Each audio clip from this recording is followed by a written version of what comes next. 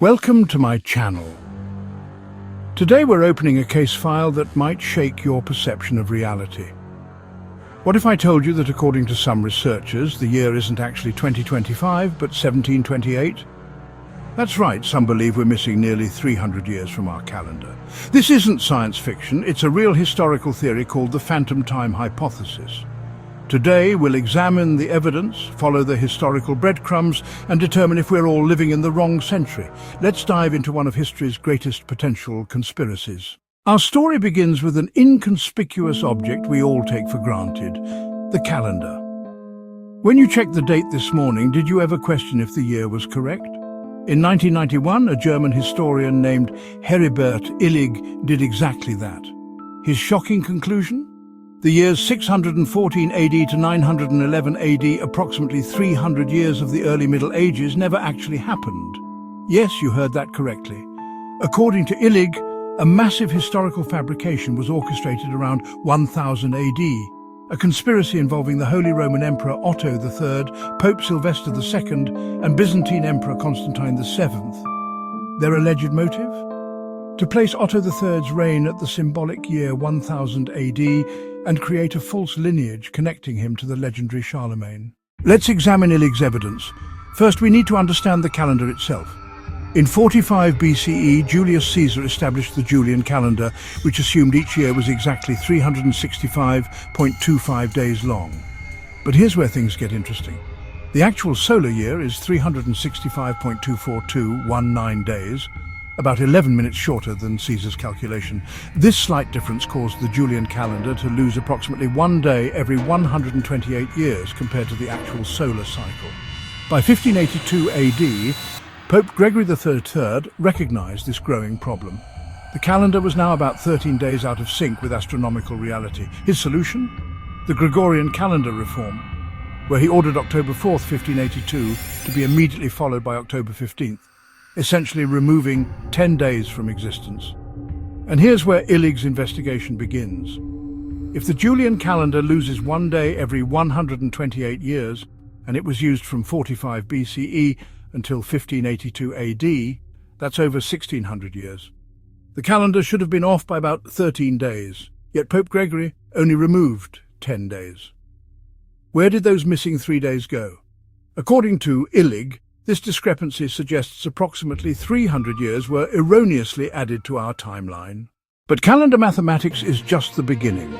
Illig points to what historians call the Dark Ages, that mysterious period between the fall of Rome and the High Middle Ages. Let's review his evidence file. First, there's a suspicious lack of historical records. The Roman Empire kept meticulous documentation until around 610 AD, then written history becomes remarkably scarce for about 300 years. Coincidence? Second, architectural development appears frozen. Structures from 476 AD show striking similarities to those from 1000 AD, as if technological progress simply paused for 3 centuries. Third, an archaeological mystery. Researchers in 1986 noted very little physical evidence of medieval towns from 650 AD to 910 AD, particularly in Germany. Where are all the settlements from this period? And then there's the curious case of Charlemagne himself, a historical figure so accomplished that his achievements strain credibility. During his 46-year reign, he supposedly fought wars in 44 of those years, while simultaneously reforming education, architecture, agriculture and law. Illig suggests these accomplishments would require 4 or 5 lifetimes, unless, of course, Charlemagne never existed at all. It's a compelling case, isn't it? But every detective knows to examine all the evidence, not just what supports a particular theory. So let's turn our investigation to the counter-evidence.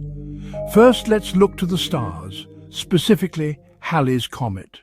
This celestial visitor appears in our skies every 76 years, like clockwork. Its path is so predictable that astronomers can calculate its appearances both backward and forward in time with remarkable accuracy. Here's the crucial evidence. Historical records of Halley's Comet exist continuously from 475 BCE onward, including during those supposedly phantom years.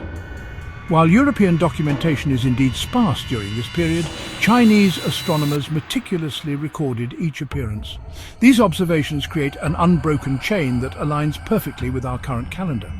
If 300 years were fabricated, these astronomical records would show a dramatic gap, but they don't. But what about those missing historical records and architectural stagnation? Well, consider the historical context. The fall of the Roman Empire plunged Europe into chaos, war, and societal collapse. Infrastructure crumbled, and with it the sophisticated Roman record-keeping systems.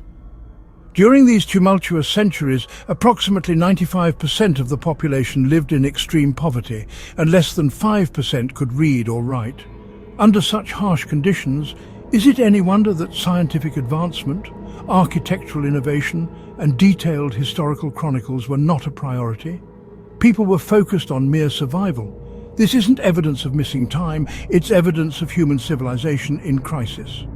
And what about Pope Gregory's calendar adjustment? Why only remove 10 days instead of 13? Here's the missing piece of the puzzle. The Council of Nicaea in 325 AD had already adjusted the calendar by 3 days to properly align Easter with the spring equinox. When we account for this previous adjustment, Gregory's 10-day correction makes perfect mathematical sense, no phantom time required. As for Charlemagne, historical evidence for his existence is substantial. Coins, contemporary accounts, and records from multiple countries.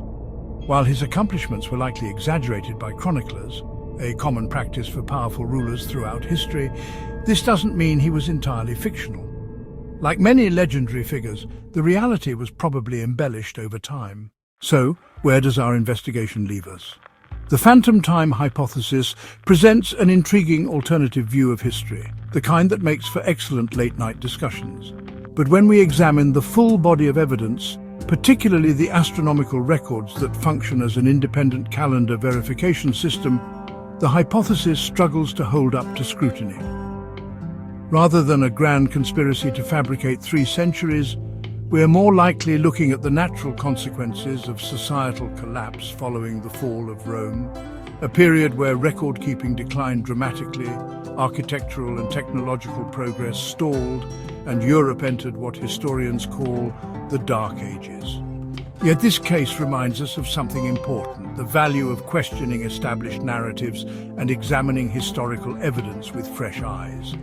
Illig's hypothesis, while likely incorrect, forces us to reconsider how we know what we know about history. If you enjoyed this temporal investigation, hit that subscribe button as we explore another historical mystery.